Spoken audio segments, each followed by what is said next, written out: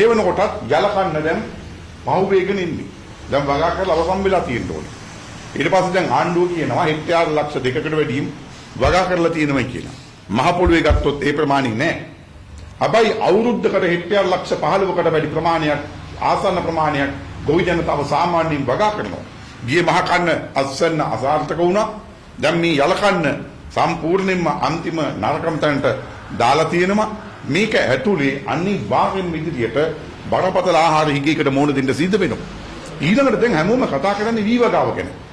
හැබැයි දැන් අපි බක්කියට ගිහිල්ලා කඩේට ගිහිල්ලා ප්‍රෙස් බඩු එළවලු අපි හැමදාම ගන්නවා. උදේ හවස ගන්න පුළුවන්. ඒක හැම වෙලෙම එළවලු එහෙම ගන්න නම් එළවලු බක්කියට හැම වෙලෙම එන්න ඕන. හැම වෙලෙම එළවලු එන්න නම් හැම වෙලෙම ගොවි බිම එළවලු තියෙන්න ඕනේ. ගොවි බිම එළවලු හැම වෙලෙම තියෙන්න නම් ගොවි හැම වෙලෙම වගා කරන්න ඕනේ. එහෙමනම් වී වලට ගත්තොත් එහෙම කන්න දෙකයි තියෙන්නේ අවුරුද්දකටම. හැබැයි එළවලු වලට කන්නක් නැහැ. ඒවට නිරන්තරයෙන් පොහොර ඕන. පළතුරු නිරන්තරයෙන් පොහොර ඕන. දැන් පෞගි දවසේ මම හිටියේ නුවරඑළියේ වැලිමඩ ප්‍රදේශයේ ගොවියොත් එක්ක. එහෙනම් තත්ත්වේ බරපතලයි. ඒක එක පැත්තක්. අනිත් පැත්තෙන් ගත්තොත් දැන් කිරිගොවියාගේ ප්‍රශ්නය ගත්තොත් අද ඉතාමත්ම බරපතල තැනකට අවිල්ලා තියෙනවා. කොටින්ම ගත්තොත් කිරි ටික ප්‍රවාහනය කරන ප්‍රශ්නෙට මේ ඩීසල් ප්‍රශ්නේ බරපතල බලපාලා තියෙනවා. ගොවියට ලැබෙන මිල ඉතාමත්ම අඩු මිලක්. කැම කොට්ටේ මිල අධික ලෙස කංජවල මිල බෙහෙත් වල මිල අධික ලෙස මිල ඉහළ ගිහිල්ලා තියෙනවා. එතකොට මේකත් එක්ක කිලියාසින නිෂ්පාදකයින්ට යෝගට් එක හදන්න යෝගට් කප් එක ගන්න විදිහක් නැහැ. ඒකේ ලේබල් එක කලවන්න කඩදාසි නැහැ. ඒ ප්‍රශ්නේ අවිල්ලා තියෙනවා. පරිභෝජනේ අඩු වෙලා තියෙනවා.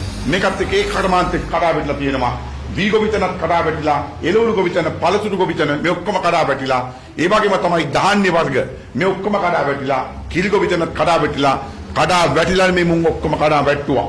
ඒක නිසා මේ රටේ කෘෂිකර්මාන්තෙට මේ හෙනහත බද්දපු මේ ආණ්ඩුව මේකෙන් මොකද්ද කරලා තියෙන්නේ? මුළු රටටම හෙන ගස්සලා තියෙන්නේ. මේක බත්පත පිළිබඳ ප්‍රශ්නයක්. එහෙමනම් මේ ප්‍රශ්න ඇති කරපු මේවට විරුද්ධව මේ ආණ්ඩුවට ගෝඨාභය තුළ ආණ්ඩුවට යන්න කියලා මේ රටේ ගොවි කම්කරු දීවර සියලුම ජනතාව අතිබහුතර ජනතාව කෑමොට දීලා කෑ ගහද්දී ගෝඨාභය මොකද්ද කරේ? කුමන්ත්‍රණකාරී විදිහට මේ රටේ 6 වෙනි වතාවටත් අගමැති ධුරයට රනිල් වික්‍රමසිංහව පත් කරනවා. එතකොට මේ රටේ අගමැතිවරු මේනකොට දිවුරුම් දීලා තියෙනවා 26 දිනක්. 26 වෙනි අගමැති මේ වත් උනේ.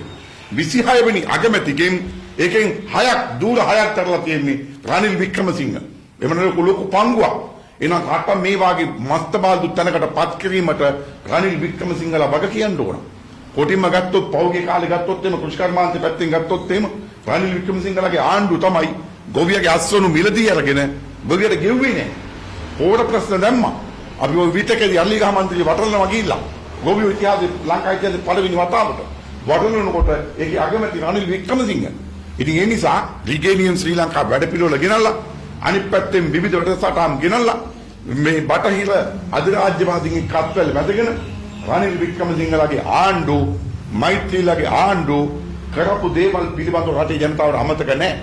ඉතින් ඒ නිසා මෙලදී කුෂිකර්මාන්ත පැත්තෙන් ගත්තොත් එහෙම රනිල් වික්‍රමසිංහලාට හොඳ අතීතයක් නෙමෙයි තියෙන්නේ. ඒකත් අපි මේ වෙලාවේ මතක් කරනවා.